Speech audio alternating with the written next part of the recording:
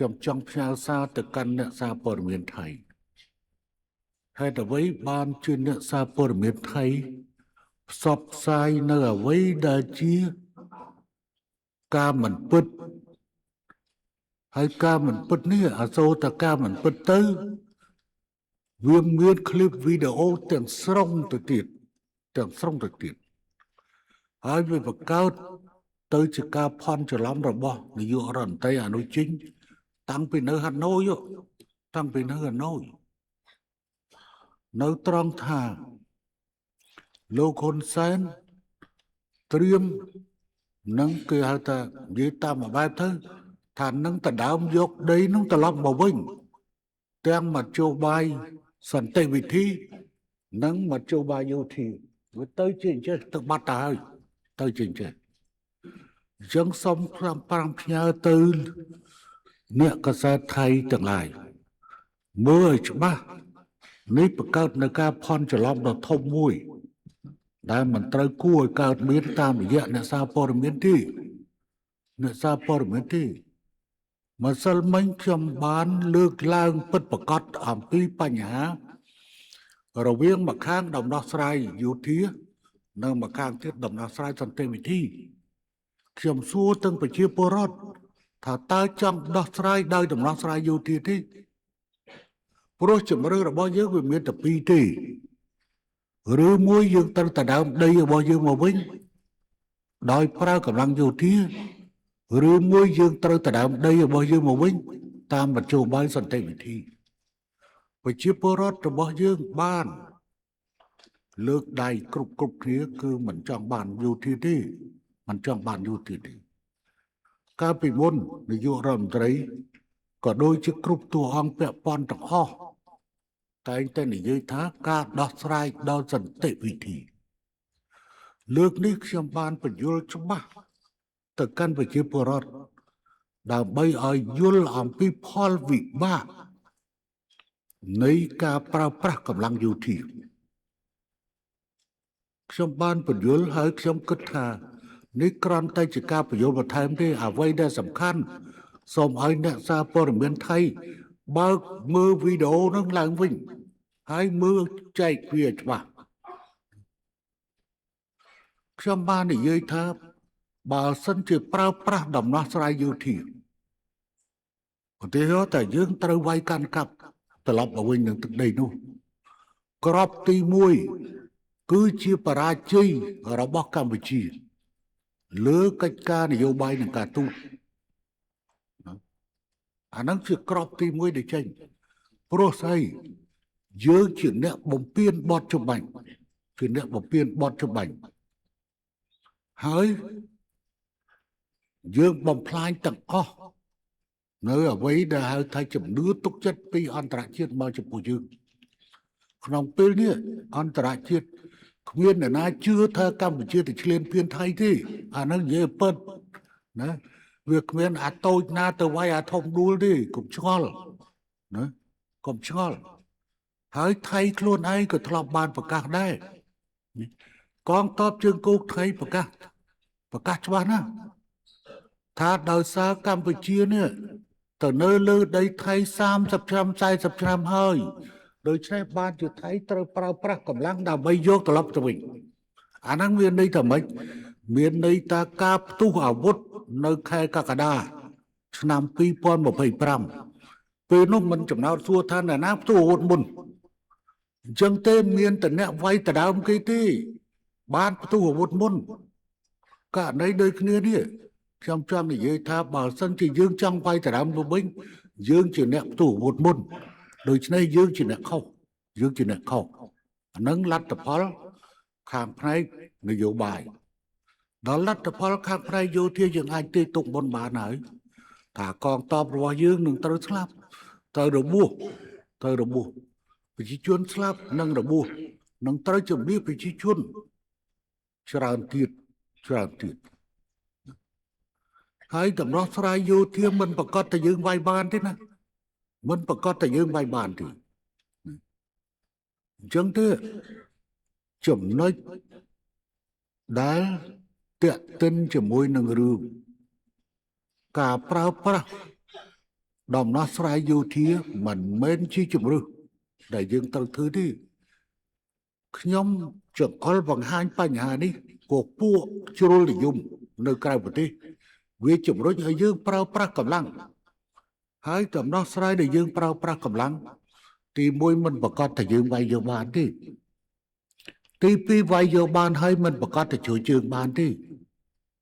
ប៉ុន្តែអ្វីដែលធ្ងន់ធ្ងរជាងនេះគឺនៅត្រង់ថាវាយចុះវាយឡើងវាយចុះវាយឡើងពជាពេលដោះស្រាយតកូនតចៅតកូនតចៅអាហ្នឹងជាបញ្ហាប៉ុន្តែក៏នាយករដ្ឋមន្ត្រីថៃក៏បាននិយាយថាថៃអត់ដែលឈ្លានពានទេឥឡូវអញ្ចេះឈ្លានពានឬមិនឈ្លានពានអនុវត្តនៅចំណុចទី3តាក់ទិនទៅនឹងបទកិច្ចប្រព្រឹត្តច្បាប់បាញ់ណាតែថាឲ្យដើរទៅវាស់ទៅដើរទៅវាស់អានឹងចំណុចទី3គឺបានចែងច្បាស់ណាស់ភាគីទាំងពីរសូមទៅចេះភាគីទាំងពីរឯកភាពគ្នាថារាល់ការព្រមព្រៀងក្រោមសេចក្តីប្រកាសរួមនេះមិនត្រូវធ្វើឲ្យប៉ះពាល់ដល់ការខ័ណ្ឌសីមាព្រំដែននិងព្រំដែនអន្តរជាតិរវាងប្រទេសទាំងពីរនោះទេភាគីទាំងពីរឯកភាពគ្នាប្រគល់តួនាទីឲ្យគណៈកម្មការចម្រុះព្រំដែនបន្តអនុវត្តការងារវាស់វែងនិងខណ្ឌសីមាព្រំដែនឲ្យបានឆាប់រហ័សបំផុតស្របតាមកិច្ចព្រមព្រៀងដែលមានស្រាប់រវាងប្រទេសទាំងពីរដើម្បីសម្រេចបាននូវសន្តិភាពយូរវែងតាមបណ្ដោយព្រំដែនភាគីទាំងពីរឯកភាពគ្នាថានឹងប្រើប្រាស់យន្តការដែលមានស្រាប់នៃគណៈកម្មការចម្រុះព្រំដែនដើម្បីធានាសុវត្ថិភាពនិងសន្តិភាពនិងសន្តិសុខរបស់ក្រុមការងារវាស់វែងចម្រុះនៅលើទីតាំងជាក់ស្ដែងដែលរាប់បញ្ចូលទាំងសុវត្ថិភាពពីជាន់មេតភាគីទាំងពីរ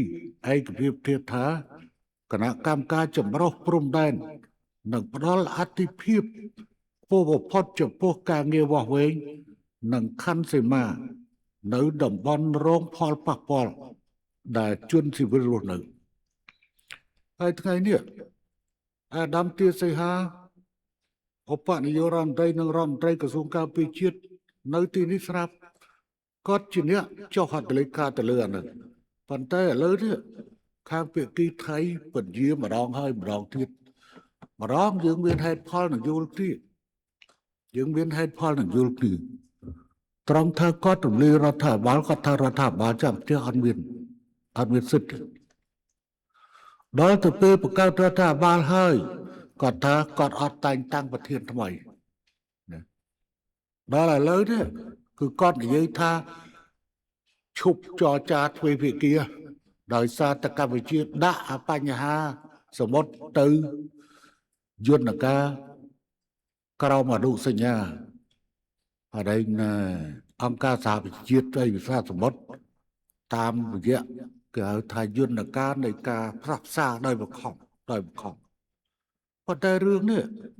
វាមិនពាក់ព័ន្ធជាមួយគ្នាទេរឿងមួយព្រំដែនគោកមួយព្រំដែនទឹក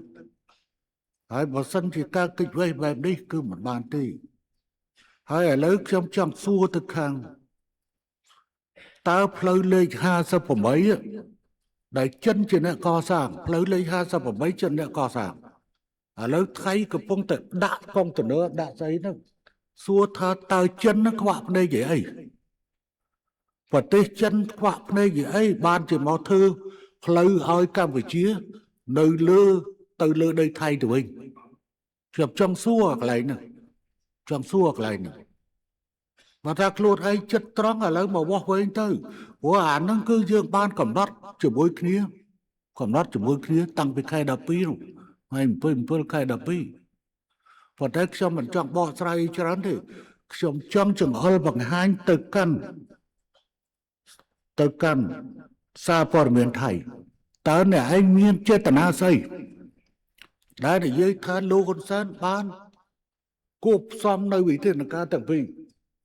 យោធានិងសន្តិវិធីខ្ញុំមិនបានឲ្យជ្រើសរើសនៅមធ្យោបាយយោធាទេ ខ្ញុំបានចង្អុលបង្ហាញមធ្យោបាយដោយសន្តិវិធីហើយខ្ញុំយកបញ្ហានេះជាគោលនយោបាយរបស់គណៈបព្វជិជនសម្រាប់ឃោសនាបោះឆ្នោតឆ្នាំ2027និងសម្រាប់ឃោសនាបោះឆ្នោតឆ្នាំ2028គឺគណៈបព្វជិជនប្រកាន់ភ្ជាប់នៅគោលនយោបាយដោះស្រាយដោយសន្តិវិធី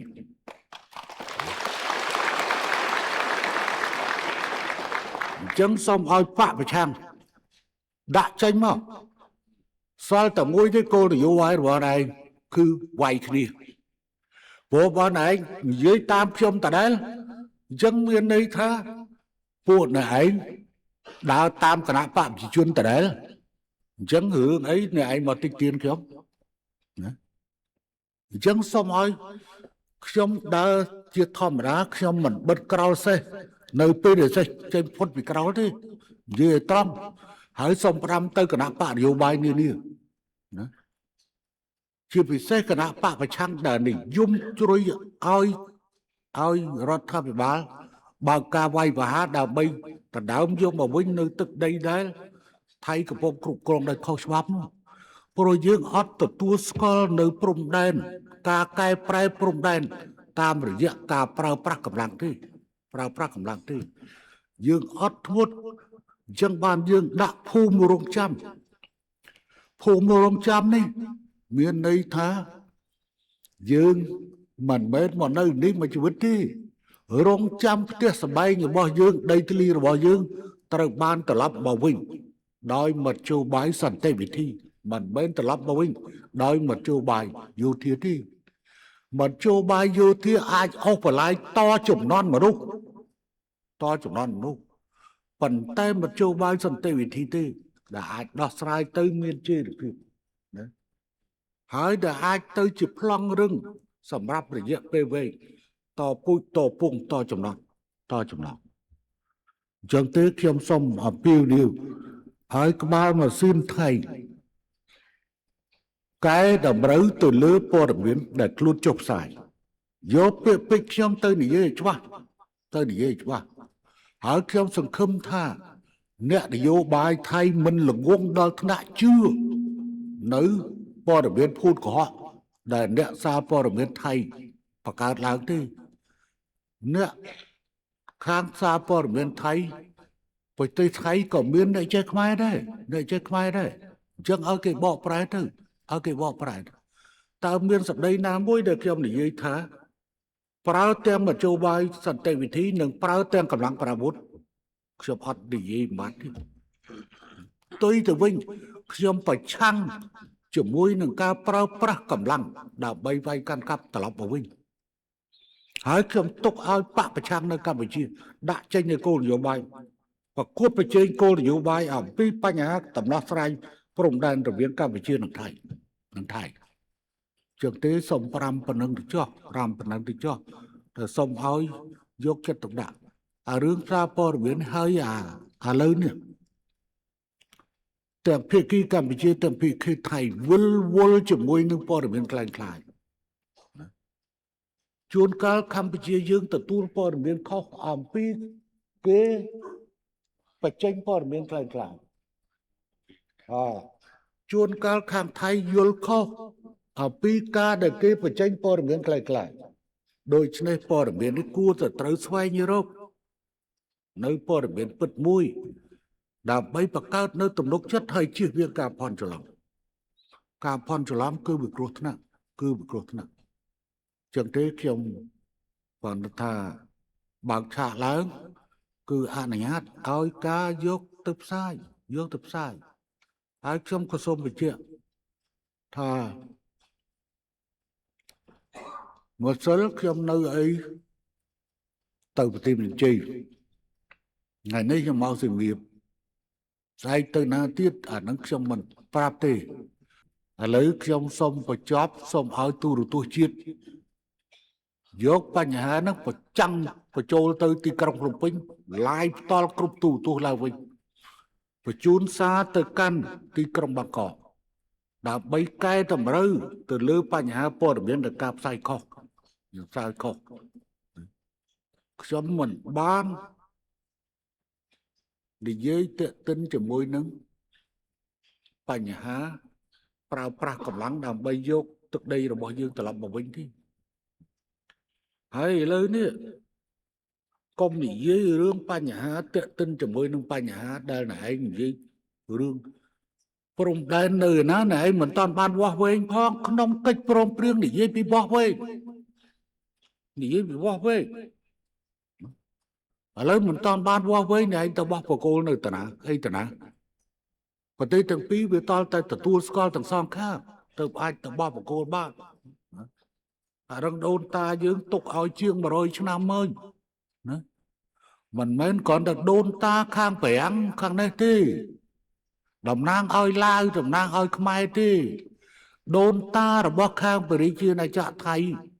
គឺព្រះមហាក្សត្រថៃនៅពេលនោះតែបានយល់ព្រមចុះហត្ថលេខាលើកិច្ចព្រមព្រៀងបារាំងសៀម1904និងកិច្ចនិងអនុសញ្ញាសន្ធិសញ្ញាបារាំងសៀមអនុសញ្ញាបារាំងសៀម1904និងសន្ធិសញ្ញាបារាំងសៀម1907